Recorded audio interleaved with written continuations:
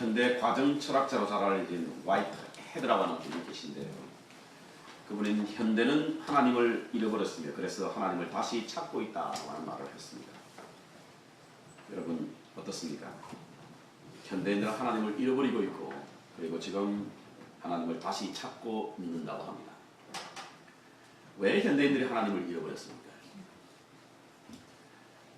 하나님을 잃어버린 이유가 하나님이 계시지 않았어가 아니라 하나님을 살아계셔서 우리 가운데 역사하시는 분이 아니라 그저 이름밖에 없는 추상적인 존재로 여기고 있기 때문에 하나님을 잃어버린 시대를 살고 있는 것이 바로 오늘 현대인이라고 말할 수 있습니다.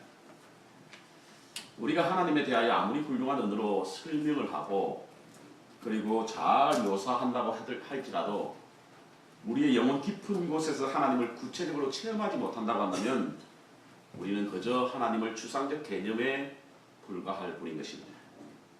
그래서 우리는 하나님을 우리의 삶의 현장에서 실제적으로 알아야만, 체험해야만 하나님을 찾을 수가 있고 하나님을 섬기며 살 수가 있는 것입니다. 그런데 사실 우리는 피조물 가운데 유일하게 하나님의 형상을 가진 하나님과 동일한 본질인 영, 푸뉴마를 소유한 존재임에도 불구하고 절대자 하나님을 인식하거나 체험한다는 것이 실제에 있어서 불가능한 일이라고 할 수가 있습니다. 그래서 믿지 않는 사람들은 하나님이 어디 있느냐라고 묻지 않습니까? 하지만 인간은 본질적으로 하나님과 동화가 가능한 존재가 또한 인간입니다. 이는 자연에 속한 영으로서 발견하는 것이 아니라 하나님의 영으로만 가능한 것입니다. 왜냐하면 고린도전서 2장 13절에 보면 신령한 것으로만 신령한 것을 알 수 있다라고 말씀하고 있기 때문인 것입니다. 우리의 자연적인 어떤 영으로서 하나님을 인식할 수 없지만 성령으로는 가능하다라고 하는 것입니다. 하나님이 그렇게 창조하셨다는 것입니다. 그래서 하나님을 알게 하시는 분은 다름 아닌 성령님이십니다. 성령님은 진리를 조명하시는 분 아니겠습니까? 그러므로 성령님을 통해서만 우리가 하나님을 알 수가 있습니다. 고린도전서 2장 12절에 보면 성령을 하나님께서 우리에게 주신 것은 하나님께서 우리로 은혜를 주신 것을 알게 하기 위함이다 라고 말씀하고 있습니다. 뿐만 아니라 고린도후서 13장 13절에 보면 성령의 역할 가운데 교통하심이다 라는 말씀이 있죠. 제가 축도할 때 교통하심이라고 하는 말이죠. 헬라어로 코이노니아라고 하는 뜻인데 이것은 영어적으로는 유니온이라는 뜻입니다. 하나가 된다는 뜻인 것이죠. 성령은 하나님과 우리가 하나가 되게 하는 역할을 하는 것이 바로 성령의 역할입니다. 그래서 우리는 성령을 통하여 하나님을 알 수 있다라고 하는 사실인 것이죠. 그래서 니고데모의 대화에서 예수님께서 물과 성령으로 거듭나지 아니하면 하나님이 계신 곳, 하나님의 나라를 볼 수 없다라고 말씀하신 것은 우리가 하나님을 알 수 있는 유일한 길은 자연의 영이 아니라 지식이 아니라 단지 체험이요 그 체험은 바로 성령으로 인한 것인 줄 믿습니다. 오늘은 성령 강림주의입니다. 우리가 일반적으로 성령 강림에 관한 말씀을 묵상할 때 가장 많이 사용하는 말씀이 바로 사도행전 2장 1절부터 4절에 있는 말씀인 것이죠. 이 말씀은요 영적인 실제 하나님의 영이 임한 사건을 우리의 눈에 보이는 사물을 동원해서 단내지만 아주 극적인 생동감 속에서 가장 구조적으로 완벽하고 심오한 진리를 잘 나타내주고 있는 말씀이 바로 사도행전 2장 1절부터 4절에 있는 말씀이라고 합니다. 그래서 학자들은 성령의 임하심을 이보다 더 완벽하게 설명할 수 있는 글이 없다 이렇게 말하고 있습니다. 왜냐하면 성령의 임하심과 그 결과 그리고 그것을 경험한 사람들의 반응을 아주 조화롭게 잘 설명해 주고 있는 부분이 바로 그 부분이라고 하는 것입니다. 자, 한번 볼까요? 우리 사도행전 2장 1절 2장 1절부터 4절까지 2장 1절부터 4절까지 보면 이 성령이 임하시는 모습들인데요. 여기에는 전반절에 뭐 하더니 그리고 후반절에는 뭐 하더라 이겁니다. 그러니까 뭐 하더니라고 하는 것은 성령의 현상이고 뭐 하더라라고 하는 것은 그 성령의 현상을 경험한 사람들이 초자연적인 성령의 역동성을 나타내는 것이 바로 하더라입니다. 그러니까 성령의 현상이 어떤 것 하더니 그 성령을 경험한 사람이 뭐뭐 하더라 이런 뜻인 것이죠. 먼저 우리 2절 1절부터 되겠습니다. 오순절 날이 이미 이름에 뭐뭐 하더니 저희가 다 같이 한 곳에 모였더니 뭐뭐 하더라 모였더라. 호련히 하늘로부터 급하고 강한 바람 같은 소리가 있더니 저희 앉은 온 집에 가득하더라. 불의 혀같이 갈라지는 것이 있더니 저희에게 보이더니 각 사람 위에 임하여 있더니 4절 저희가 다 성령의 충만함을 받고 성령을 말하게 하심을 따라 다른 방언으로 말하기 시작. 성령이 말하게 하시더니 다른 성령으로 말하기 시작하더라 이것입니다. 그러니까 전반절은 성령의 현상입니다. 현상. 때가 되었고 임하였고 그리고 강한 바람이 있었고 성령의 충만함이 성령으로 말하게 하니까 사람들이 모였고 그리고 온 집에 가득했고 그리고 결국에는 그 사람들이 방언으로 말했다 이것입니다.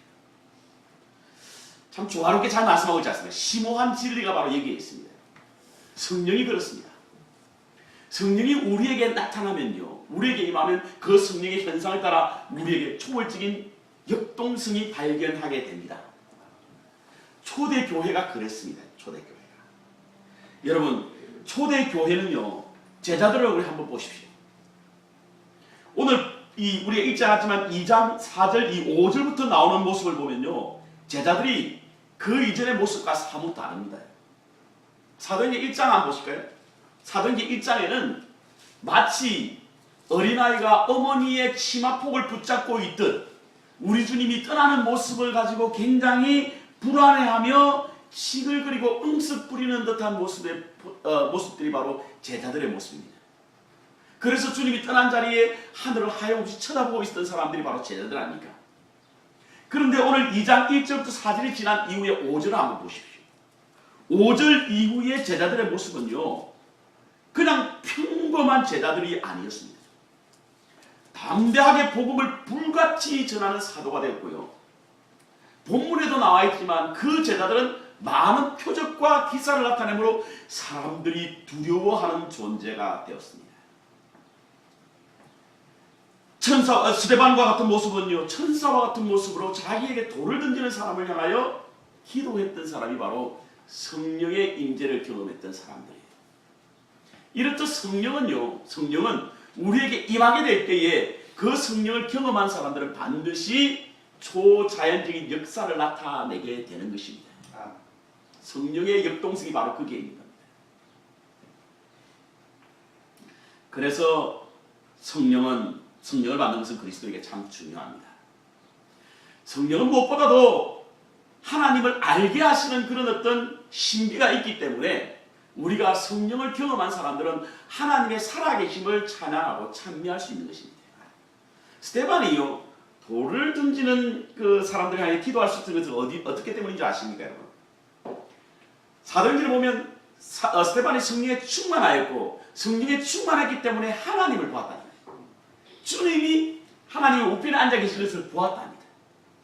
그렇습니다. 성령은 하나님을 알게 하신다. 성령에 여러 가지 많은 역동성 기능이 있고 그리고 축복이 있고 역할이 있는데 가장 중요한 것은 성령은 하나님을 알게 하고 하나님을 보게 하는 역할을 한다는 사실을 기억해야만 될 줄 믿습니다. 우리가 하나님을 잃어버린 것은 바로 하나님을 추상적인 개념에 두기 때문에 잊어버렸는데 실제로 살아계신 하나님을 경험하기 위해서는 반드시 우리가 성령이 우리 가운데 임해야만 신령한 것은 신령한 것을 볼 수 있다는 사실을 기억하시고 성령의 임재하심으로 하나님의 살아계심을 맛볼 수 있는 여러분 되시기를 주의 이름으로 축원합니다. 아멘. 우리도 성령을 받았지 않습니까? 고린도전서 12장 3절에 보면요, 성령으로 안위함으로 누구든지 예수를 주로 시인할 수 없다라고 말씀하셨거든요. 그러니까 여러분들이 습관적으로 사람들이 그렇게 하니까 따라하는 것이 아니라 진실한 마음으로 주를 그리스도라 고백하는 여러분들은 여러분이 하는 것이 아니라 여러분 가운데 임하시는 성령이 하시는 말씀인 줄 믿습니다. 아멘. 우리가 우리의 능력으로 믿는 것이 아니라 성령께서 우리를 믿게 하신다는 사실인 거예요. 그래서 우리 스스로도 다 성령이 우리 가운데 있습니다.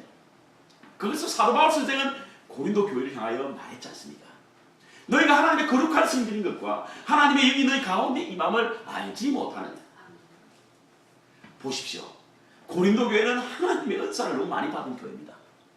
하나님의 은사를 받았지만 아이러니하게도 성령이 그들의 마음 가운데 임함은 알지 못했다는 사실입니다. 그래서 그들은 하나님을 알지 못했습니다. 하나님을 깨닫지 못했습니다. 그러니까 방종한 삶을 이어갔고 하나님의 교회를 업신여겼고 교회 질서를 문란케 만들었다는 사실인 것입니다. 은사는 많이 나타나지만 성령이 우리 마음속에 있지 아니하면 하나님을 발견하지 못하기 때문에 하나님을 믿는 믿음이 결국에는 신실하거나 혹은 하나님의 살아계심을 발견하지 못한다고 하는 사실인 것입니다. 그럼 왜 우리는 성령이 우리 가운데 거하심에도 불구하고 하나님을 인식하지 못하고 성령을 통해 하나님을 발견하지 못하는 것일까? 그 이유는요, 바로 우리의 삶이 영적인 삶, 영성의 삶을 살지 못하기 때문입니다. 우리 가운데 하나님의 영이 있는데도 하나님의 영이 있음을 발견하지 못하고 그래서 하나님을 알지 못한다고 한다면 우리는 우리의 삶이 영적인 삶인가, 영성의 삶을 살아가고 있는가를 점검해 보시기 바랍니다. 영적인 삶을 살지 못하고 영성의 삶을 얻지 못한다고 한다면 우리는 우리 가운데 거하시는 하나님의 영을 발견할 수 없고 그분을 통하여 하나님을 알 수 없다는 사실을 기억해야만 합니다. 오늘 본문에는요, 성령의 임재 후의 성도들의 삶을 소개하고 있습니다. 이 모습들은 사뭇 그 전의 모습과 달라나옵니다. 왜냐하면 성도들이 만약에 이러한 그들의 삶의 모습이 성령이 임하기 전의 모습과 똑같았다고 한다면 굳이 이 성경에서 이 말씀을 넣어야 할 이유가 하나도 없는 거예요. 그러니까 성령이 임하고 나서 이들의 삶이 달랐다는 게 아닙니다. 어떻게 달랐느냐? 영적인 삶으로 변했다는 거예요. 영성의 삶을 살았다는 겁니다. 오늘 이 본문은 초대교회가 성령의 임하심을 경험하고 난 이후에 그 삶의 모습이 어떻게 변했는가를 잘 묘사하고 있는 말씀이 바로 오늘 본문 말씀입니다. 그러다 보면 우리가 이 본문 말씀을 통하여 과연 영적인 삶이 어떤 것이고 영성의 삶이 어떠한 삶인가를 우리가 발견해야 될 줄 믿습니다. 영적인 삶이 무엇이죠? 영성의 삶이 무엇입니까? 오늘 이 본문의 말씀을 통해서 우리에게 주시는 첫 번째 교훈은 바로 영성의 삶은 비움의 삶입니다. 영성의 삶의 모델이 되신 분이 누구죠? 영성의 기본이 되신 분이 누굽니까? 예수 그리스도 아니십니까? 주님이시죠. 그래서 우리는 주님의 모습을 닮아가는 게 영성의 삶이에요. 주님의 발자취를 닮아가는 것이 영성의 삶입니다. 그럼 주님께서 우리에게 보이시고 나타내신 주님의 삶을 단 한 줄로 말하라고 하면 무슨 말씀을 할 수 있겠습니까? 그것은 비움입니다. 비움. 빌립보서 2장에 주님을 어떻게 묘사하고 있냐면 자신을 비워 종의 형체를 가지신 분이 바로 주님이라는 거죠. 그래서 우리는 영성의 삶을 한마디로 말하라고 하면 바로 비움이라는 사실, 비움이라. 성령의 임재를 경험한 오늘 본문에 나오는 초대교회 성도들은요, 자신을 비우기 시작했습니다. 그래서 그들이 시작한 것이 바로 무엇이냐면 공동체 생활이에요. 여러분, 공동체 생활이요, 말이 쉬워서 그렇지 자기를 비우지 아니하면 공동체 생활은 불가능합니다. 맞죠? 자기의 고집, 자기의 생각, 자기의 판단, 이것 가지고 공동체 생활이 가능할 것 같습니까? 천만의 말씀이에요. 초대교회 성도들이 성령이 임하자 그들이 시작했던 것이 바로 공동체 생활이었는데 그 공동체 생활이 가능했던 이유는 바로 자신을 비웠기 때문에 가능했다라는 사실을 우리가 알아야만 될 줄 믿습니다. 그러니까 비우게 되니까 어떻게 생활합니까?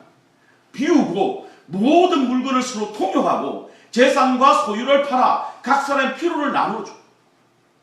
이게 다 비움의 모습들이에요. 비움의 모습. 비우지 아니하면 자신이 소유를 내놓을 수가 없습니다. 여러분. 비우지 아니하면 소유를 팔아서 가난한 사람에게 나눠줄 수 없습니다.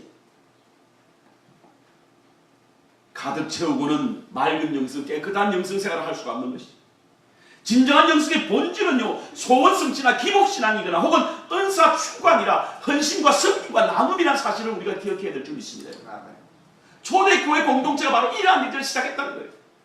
이게 영성의 삶이었다는 것입니다. 지난번에 수요일에 제가 이 말씀을 드렸던 적이 있는데요. 미국의 신경과학회 회원인 앤드리어스 바텔스라고 하는 분이 사랑하는 사람 수십 명의 뇌를 이 MRI라고 하는 자가공명 테스트를 장치로 촬영을 했다고. 근데 사랑하는 사람들의 그 뇌를 갖다가 촬영을 해보니까 사랑하는 사람들에게는 이 뇌의 혈류량, 그러니까 피가 많이 솟는 것을 발견했다. 여러분, 누군가를 사랑하면 얼굴이 이쁘지죠? 여러분들도 이쁘십니다. 왜 이뻐지시는지 아십니까? 혈류량이 많기 때문에. 피가 자꾸 쏟아옵니다. 사랑하게 될 때는 피가 자꾸 솟아납니다. 그래서 우리의 가슴을 뜨겁게 만들잖아요. 그래서 무엇인가 남을 위하여 헌신하고 섬기고 나누지 않으면 견딜 수 없는 뜨거운 마음이 우리에게 생기는 것은 바로 사랑하는 마음이 우리의 내에 혈류량을 많게 함으로 말미암아 섬기게 한다는 사실을 우리가 기억해야만 됩니다. 사랑하지 못하는 것은 참 슬픈 일입니다. 사랑받지 못하는 일은 참 슬픈 일이죠. 다른 사람 다 사랑을 받는데 자기 혼자 사랑을 받지 못하는 사람은 참 슬픈 사람입니다. 그런데요, 더 슬픈 사람이 누군 줄 아십니까? 사랑하지 못하는 사람. 아무리 사랑을 받는다 할지라도 사랑하지 못하는 사람이 가장 불행한 삶을 사는 사람이라고 할 수 있습니다. 사랑은 비움입니다. 비움. 비움만이 하나님을 볼 수 있고요.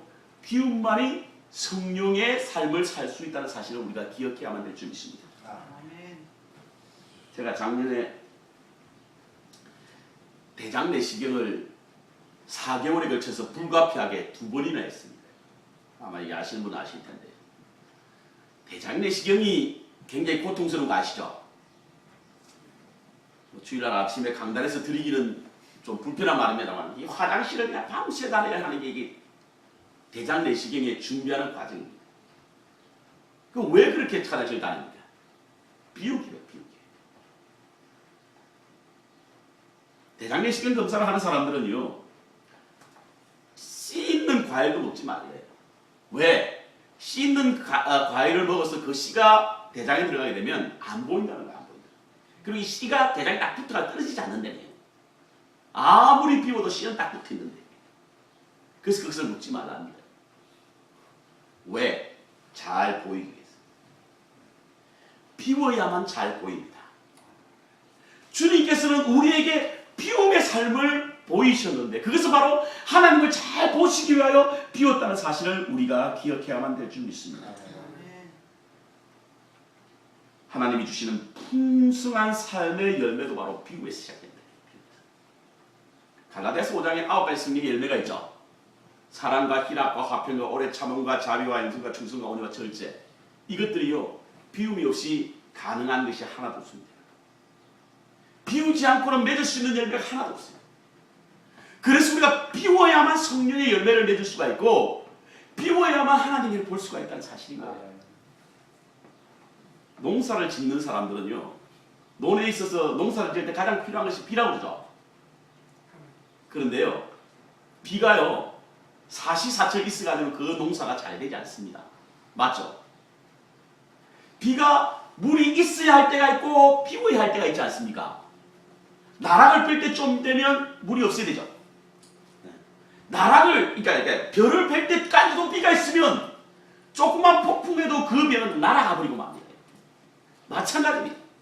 우리의 삶에도 풍성해야 할 때가 있는 반면에 비워야 할 때가 있습니다. 비워야 할 때 비워야만 풍성한 열매를 얻을 수 있게 되는 줄 믿습니다. 비움은요, 우리에게 새 생명을 가져다주는 놀라운 신비를 알게 합니다. 그렇지 않습니까, 여러분? 한 생명이 어디에서 태어납니까? 여인의 빈 자궁에서 태어나지 않습니까? 그렇습니다. 비움의 신비가 여기에 있는 것이죠. 그래서 우리 주님께서는 비움의 삶을 사셨고 오늘날 우리에게 비움의 삶을 통하여 영적 생활을 하게 만들었고 영성의 삶을 살게 하셨으며 그것을 통하여 하나님을 볼 수 있게 만들었던 사실을 기억해야만 될 줄 믿습니다. 말씀을 보다가요, 도종환 시인의 단풍 드는 날이라고 하는 시를 발견하게 됐습니다. 자, 잠깐 읽을까요? 앞부분만 읽겠습니다. 여기는 버림의 중요성에 대해서 이렇게 말하고 있는데요. 버려야 할 것이 무엇인지 아는 순간부터 나무는 가장 아름답게 불탄다. 제 삶의 이유였던 것, 제 몸의 전부였던 것, 아낌없이 버리기로 결심하면서 나무는 생애의 절정에 이른다. 그렇습니다, 여러분. 여러분들의 푸르름을 자랑했던, 그래서 자신의 삶의 이유였고 존재 가치였던 잎새들을 버리기 시작하면서부터 그 나무는 단풍이라고 하는 아름다움, 불타는 아름다움을 나타내는 것이 나무 아닙니까?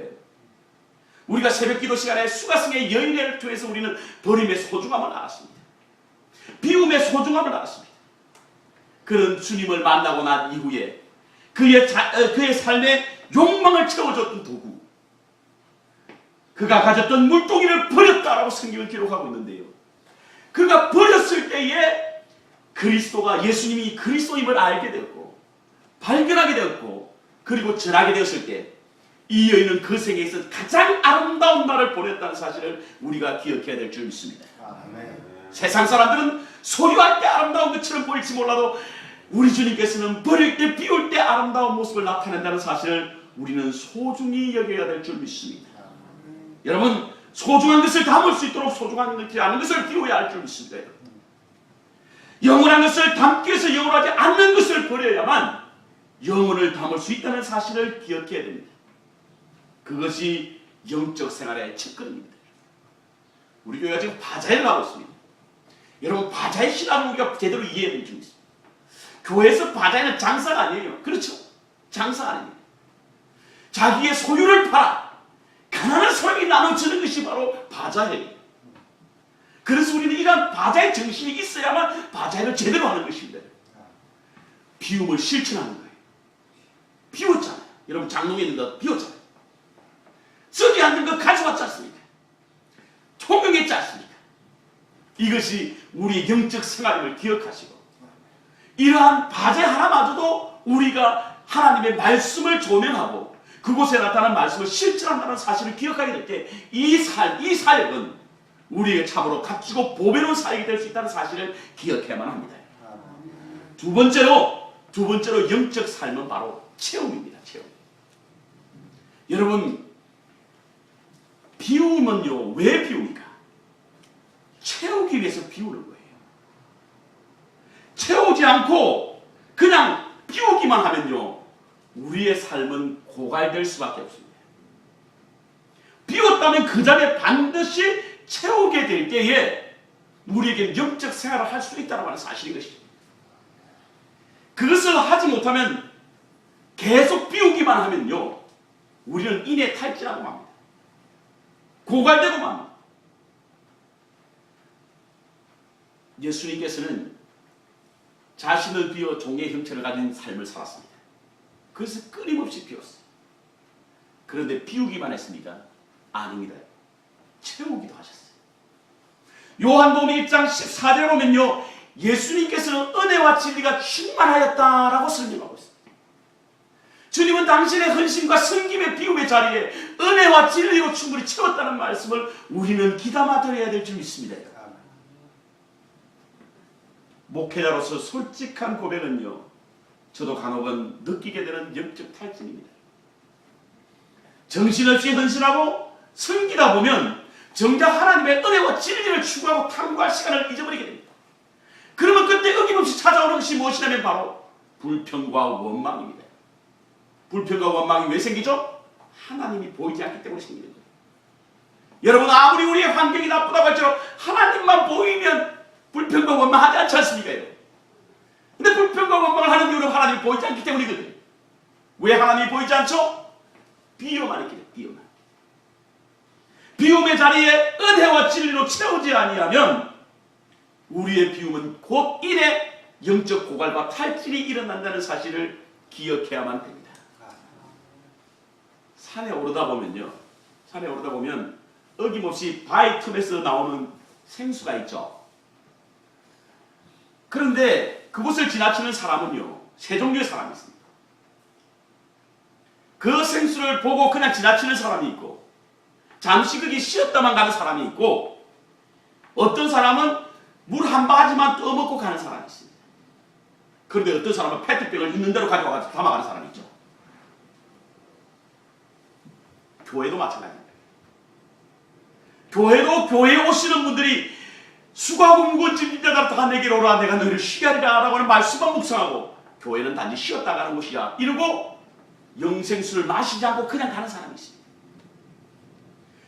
어떤 사람은 잠시 올 때만 영생수가 있어 은혜 충만하다가 거기에 그 갈증을 느끼는 사람이 있어요. 어떤 사람은 교회 와서 하나님의 말씀, 곧 예수 그리스도, 성령의 영생수를 가지고 먹을 뿐만 아니라 담아가지고 그의 삶에 끊임없이 영적으로 기갈이나 기근을 느낄 때마다 마시는 사람이 있습니다. 어떤 사람이 영적 삶을 살아가는 사람입니다. 어떤 사람이 영생의 삶을 사는 사람이요, 어떤 사람이 영적인 생활을 하는 사람입니다. 우리는 마르다와 마리아 이야기를 너무나 잘 압니다. 예수님이 그 집을 방문하였을 때 마리아는 하나님의 말씀을 들었고 마르다는 부엌에서 주님께서 드실 음식을 준비했습니다. 결국 불평의 소리가 어디에서 나왔습니까? 마르다의 입에서 나온 것입니다. 그는 섬기기를 잘했습니다. 헌신을 잘했습니다. 그래서 자신을 비우는 일에는 열심히 했습니다. 그런데 채우지를 못했다는 사실인 거예요. 우리는 이 말씀을 주의 깊게 묵상해야 될 필요가 있습니다. 교회를 위하여 헌신하는 분들 있잖아요. 헌신이 많으면 많을수록 채우기도 더 많이 해야 될 줄 믿어요. 헌신은 많이 하는데 채울 시간이 없는 거예요. 은혜와 진리로 채우지 못하다 보니까 거기에 교회에 대한 불평이 생기고 성도들 간에 갈등이 생기고 문제가 생기는 겁니다. 영성의 삶이라고 하는 것은 비움과 체험입니다. 조화를 잘 이루게 될 때 우리는 신실로 영생의 삶을, 영적 생활을 할 수 있다고 하는 사실인 것입니다. 오늘 본문에 보십시오. 초대교회 성도들이요, 비움의 삶을 살았습니다. 나눔의 삶을 살았습니다. 헌신의 삶을 살았습니다. 그 이면에는요, 그들이 힘써 모이기를 즐겼다는 거예요. 모였다는 게 뭡니까 여러분? 초대교회 모임은요, 기도의 모임이에요. 하나님을 찬미했다는 것입니다. 사도의 말씀을 두려워했다는 거예요. 말씀의 권위를 인정했다는 이야기죠.